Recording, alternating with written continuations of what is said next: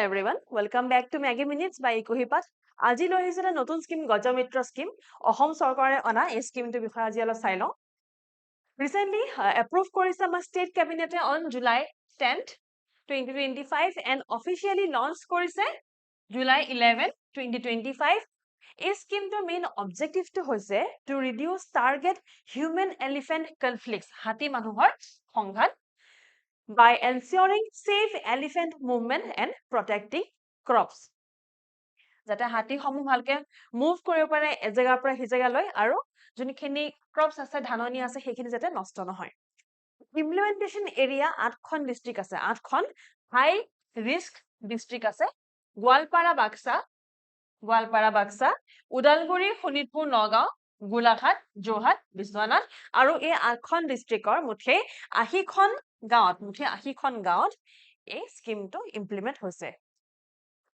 নাও কি মেথডস ব্যৱহাৰ হৈছে স্কিমটো ইমপ্লিমেন্টেশনৰ কাৰণে বেলেগ মেথডস আছে প্ৰথমটো লিখা আছে যে community based rapid response team প্ৰত্যেকখন গাঁৱতে যেহেতু 80খন গাঁও আছে ৰাইট এই গোটেইখিনি ডিস্ট্ৰিক্টৰ 8খন ডিস্ট্ৰিক্টত 80খন গাঁও আছে টোটাল অল ওভাৰ 8 ডিস্ট্ৰিক্টস সো ধৰি লওক যে যোৰহাটত এখন গাঁও আছে কেন্দুগুৰি ধৰক হাতী মানুহৰ সংঘাত হয় তেনেকৈ সেই কেন্দুগুৰিত 8জন লোকেল লোকৰ এটা গোট বনোৱা হ'ব আৰু সেই গোটটোৱে ধৰক হাতী মানুহৰ সংখ্যা যাতে নহয় হেতু প্ৰতি তেওঁলোকে লক্ষ্য ৰাখিব আৰু তেওঁলোকক তাৰ কাৰণে ট্ৰেইনিংও দিয়া হ'ব আসাম ফৰেষ্ট ডিপাৰ্টমেন্টৰ যোগেৰে so community based rapid response team AI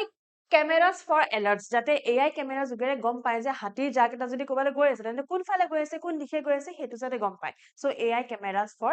alerts habitat restoration যোনখিনি হাতী বিলাকে যোনখিনি জায়গাত আছিল আগতে যদি সেই জায়গাখিনি নষ্ট হৈ গৈছে ধ্বংস হৈ গৈছে তেন্তে সেইখিনি ৰিস্টোৰ কৰিব লাগিব সোলাৰ ফেন্সিং আজিকালি বহুত গাঁৱত ব্যৱহাৰ হয় মই নিজে দেখিছো সোলাৰ ফেন্সিং ইউজ কৰা হ'ব আৰু শেষত